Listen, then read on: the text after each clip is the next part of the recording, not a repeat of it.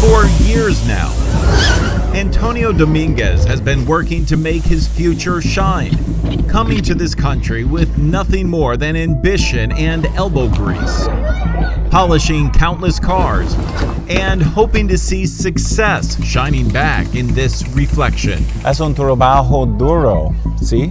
Sí. It's a tough job. Muy duro. Very tough, very hard. And the hardest part, he says, has just been trying to get paid. Dominguez started by working here at La Playa Car Wash in Culver City, washing and drying cars for 6 years. Until, he says, he finally realized he was the one being taken to the cleaners. Ellos te deben dinero? They owe you money, I asked. Prácticamente sí. Basically, yeah. They wanted us to come in early. They didn't give us our lunches, our 10 minutes. They start figuring like, oh, wait a minute, I'm not getting paid for all the hours that I worked. So it adds up. Yeah, it definitely does. I mean, we're talking, what, thousands at the end of the year? Oh yeah, for sure. That's just for one worker. Flor Rodriguez helped organize 63 more employees from the same car wash and filed a claim with the California Labor Commission. And you believe there are millions of dollars that car wash owes employees. Oh yeah, for sure. The state agreed and cited the car wash for $2.36 million for wage theft, saying workers weren't being paid for waiting time, saying there was no overtime pay, and saying managers regularly altered workers' time cards to reduce total hours worked. And if it's happening at car washes, do you think it's happening at other places? Definitely happening in many other places. Wage theft, it's definitely rampant. In fact, our CBS News analysis of data obtained by Cal Matters from the State Department of Industrial Relations found tens of thousands of cases across California.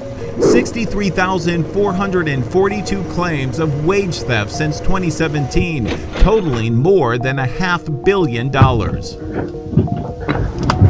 The median amount of those claims is $2,070. And similarly, across the state, that comes out to be about 1.5 weeks' salary, or 9 weeks of groceries, or 1 month's rent, or 80% of a median mortgage payment. Definitely struggling with rent, definitely struggling with food. You've seen workers lose their housing. You've seen workers go hungry. And you've seen small children impacted. Yes. It's a lot. Yeah, it's definitely a lot. And even if the state orders a claim to be paid, California's own data shows more than half, 58%, never see a dime. And only about a third, 28%, ever get paid in full. That means out of $500 million in wages stolen across California, our investigation found the state has only recovered $126,853,456. That's less than a quarter of the money, only 23%. It's shameful. State Senator Marie Durazo has been working to change those numbers, change how the state regulators deal with wage theft. By law, the Labor Commission has 135 days to hear and decide a case, but our investigation found the median time the state takes to resolve a case is more than 3 times longer, 439 days. Does that bother you, that the state appears to be breaking its own law? Of course it bothers me. Is the state doing its job? We are not doing our job.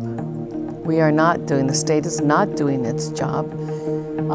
And we need to change things. She's now working on a law to speed up the process and give the state more enforcement powers to get that money back more quickly. Santa Clara County tried it on its own and began pulling restaurant and food licenses if owners didn't pay up. It's cleared nearly all of its cases. That's why our ability to collect is so important. It's critical.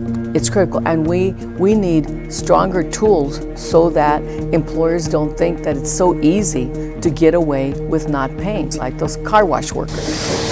Car washer Antonio Dominguez's complaint helped lead the state to cite the car wash in 2019, and now, nearly 4 years later, he still hasn't seen a dime. The car wash filed an appeal. I'm Russ Palumbo from CBS.